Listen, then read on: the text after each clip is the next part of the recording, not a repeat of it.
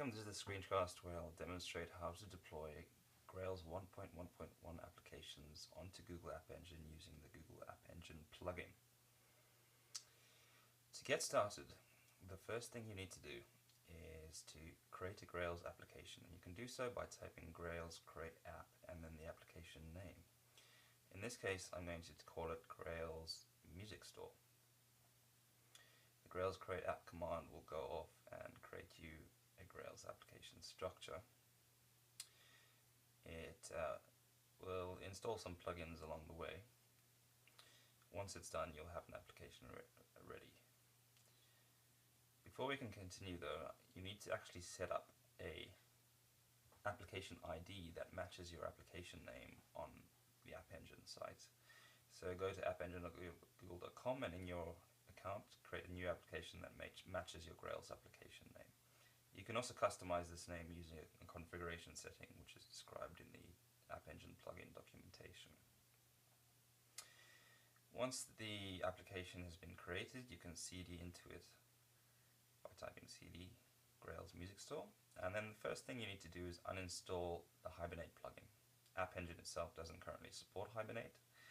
It supports either JPA or JDO, so we won't be needing the Hibernate plugin. The next step is to install the App Engine plugin, and you can do that by typing Grails install plugin App Engine. This will go off to the Grails central repository, and once it's done, you'll notice that it'll give you a message and it will say you haven't specified an App Engine SDK, and you can do so by setting an environment variable, which I'll do now.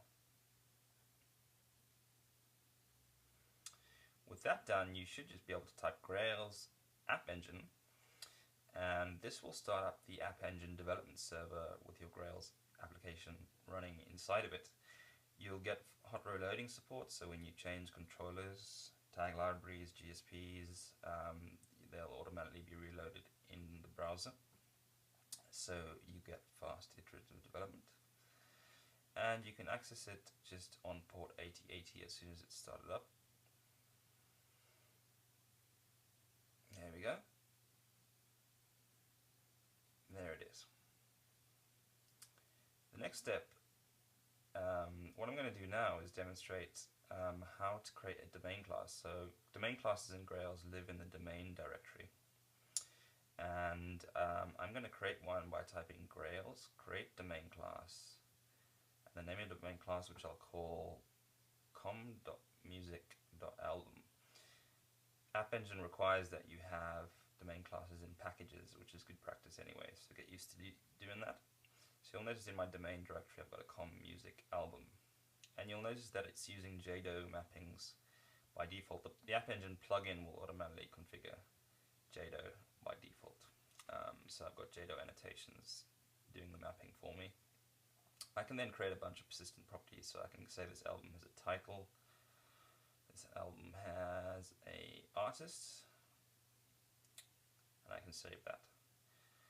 You can then run Grails generate all and into the name of the domain class com.music.album, and this will generate a controller view pairing that will allow me to do CRUD operations, so typical scaffolding stuff.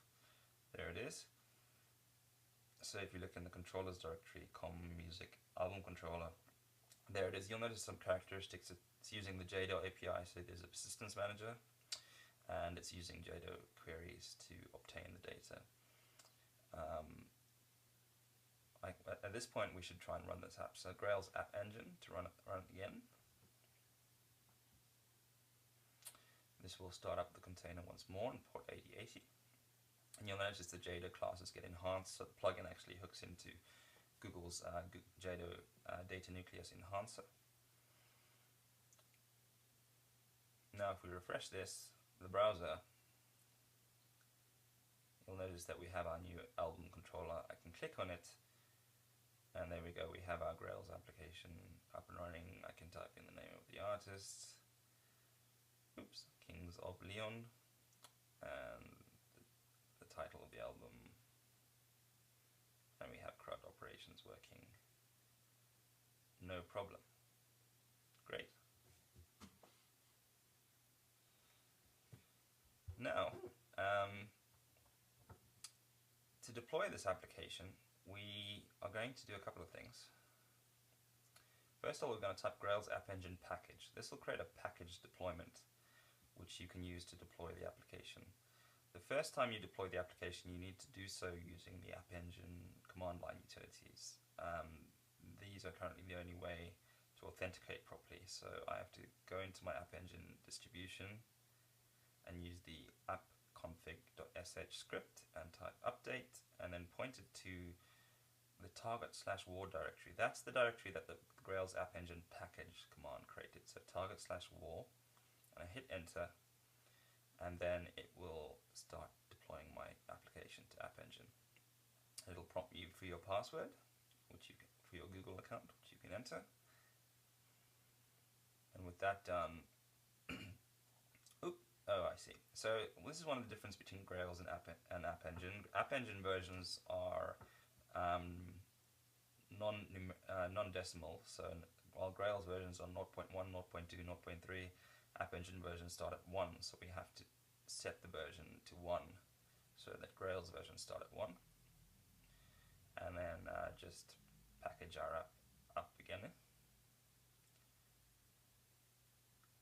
And then once that's done, we can run the same command again to deploy. So App Engine appconfig.sh update target/war. And now this is the first time you do this will actually take quite a while because it has to upload a bunch of jars and so forth. But Google App Engine supports incremental deployment, so later on it'll be much faster. But eventually it'll finish up, and then your app should be ready and operational over the web. So if we open up a browser and we go to Grails musicstore.appspot.com, and the application will be ready. There it is. Okay, excellent. So click on the album controller, create a new album. This is all running on Google's infrastructure. There it is.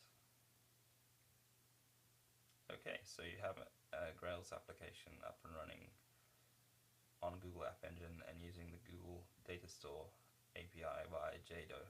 So if we look at this application in the dashboard, you'll see that it'll give us various details about the load and so forth. And you can also see the versions of your application. On the left hand side there's the versions, and you can see we've deployed version 1. There's a direct link to version 1 of the application, and this is it up and running. And that's it. That's Google App Engine and Grails working in harmony. We have a lot installed planned, including GORM support over App Engine, so there's still a lot more to come, but this is just the first step in what is a very exciting possibility.